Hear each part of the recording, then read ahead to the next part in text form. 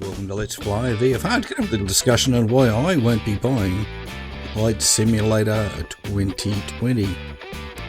Subscribe, like, and share. Help me grow the channel. Would really appreciate it, guys.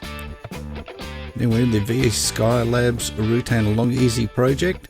Magnificent aircraft this is, and hell of a lot of fun to fly.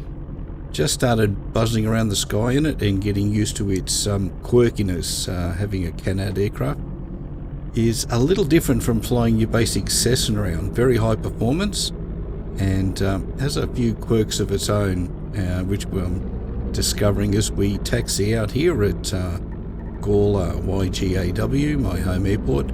And the airports that you see here, this one particularly, is all created by myself in World Editor. Probably one of the small factors in why I don't want to go to 2020 is the fact that I can do all of this, and I currently don't know how you would do it in Microsoft Flight Simulator. So the freedom to be able to create airports, even when there's little errors in them, and then create them, is something that I do enjoy. I've created a whole lot of airports that I've been flying around in recent videos, and that certainly is a factor.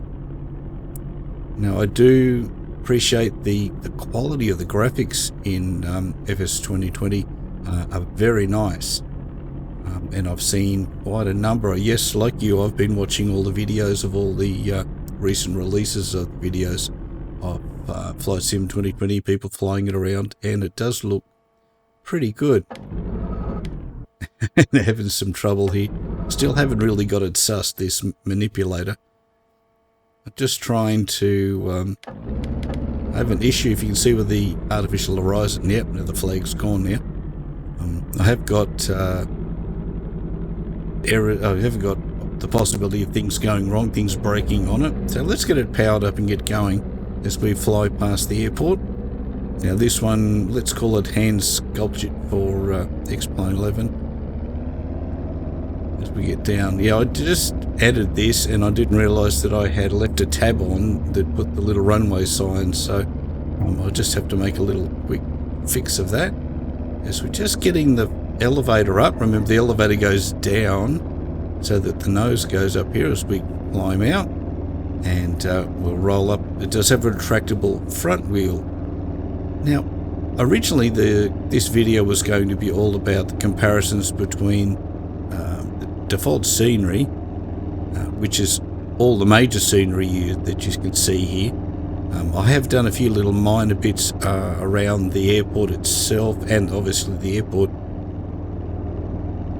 But the scenery is still pretty good. No, alright, it may not be photo quality, and I get that, but I also know from a interview that Austin Myers, the creator of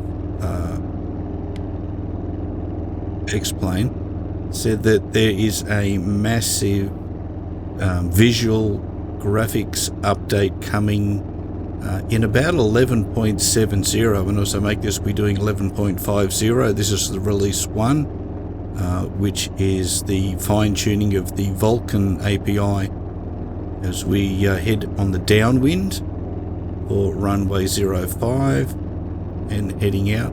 This is real-world weather. I did this the other day, and had the weather's been pretty crappy here in Adelaide of recent times, so as we head up to 2,000 feet, and we're going to head down to just have a look at the general scenery. And I want you to have a look at this, because I've been looking at this scenery as we fly from altitude, and some really good comparisons and some really quite fair comparisons between X-Plane 11 and Microsoft Flight Simulator. And to be honest, it's not enough to make me go buy it, and I think a lot of you will probably argue that in the comments, and you're very welcome to do so. But other than some small things, landing an airport with one of the direct comparisons, it was a side-by-side one, the only real difference I could see, textures in the runway, a little different, but nothing major. But the 3D grass was there in the Flight Sim 2020. So you do have that 3D graphics. But that you can add yourself using World Editor for any airport that you want. So this is the Air Force Base at Edinburgh. This is about 5-10 minutes just to the south. I actually worked here for a number of years, and just thought I'd try out the stall characteristics, if we can get that out, as we fly down. There's a lot of work to be done here. This airport or airbase has grown enormously since I was there, and still working on creating that. So we'll get the nose wheel down so it'll stop buzzing.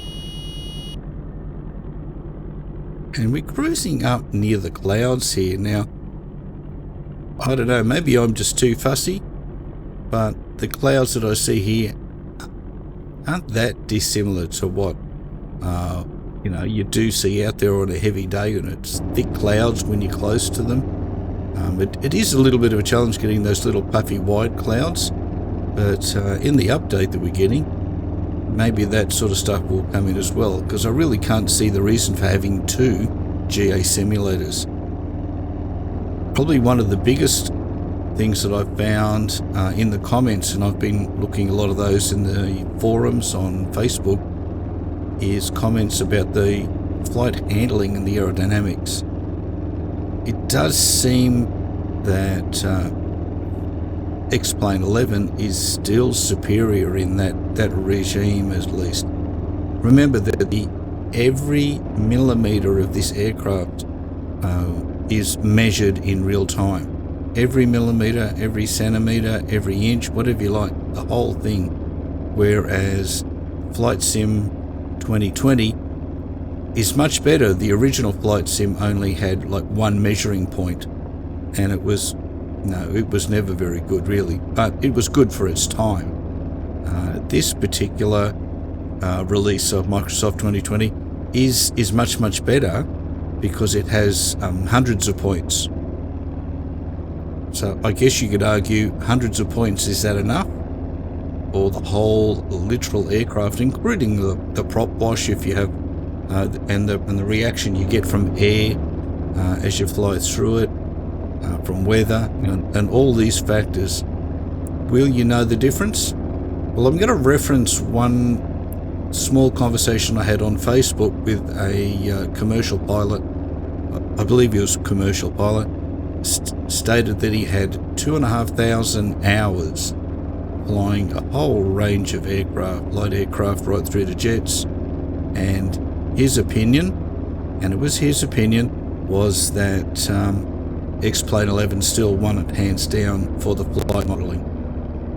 So we'll be able to argue. If you want to go back and have a quick look at Adelaide City, that is something that I've also created in there to give us a bit of realism there. And going back to the first time I saw the demo in X-Plane 11, it was the fact that it looks so alive. Jumping into something where there is actually traffic in the streets, that got me immediately when I first saw it. So here we are on a final approach to Adelaide International. It's actually very quiet at the moment. There's not many flights in and out of Adelaide during the current crisis that we're having here in 2020. But all you guys and girls out there are keeping safe as we come in on late final. And you can see here we've got a little bit of a wind from the right, and we're just needing to correct for that a little bit. Just overcorrected initially, bring myself back in. And I got to tell you, I'm loving this aircraft. It's taking a bit to learn to fly because it is so different from the Cessna 172s and other GA aircraft like the Robin 401 that I've been flying a lot in videos. So now the final thing, and what is the deal breaker for me, is VR. We don't have VR yet in Microsoft Flight Simulator.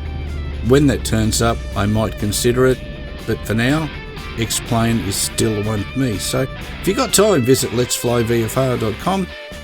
Let me know your comments down in the comment section below. Subscribe, like, and I will catch you back here, likely in the Long Easy very soon. See you then. Bye.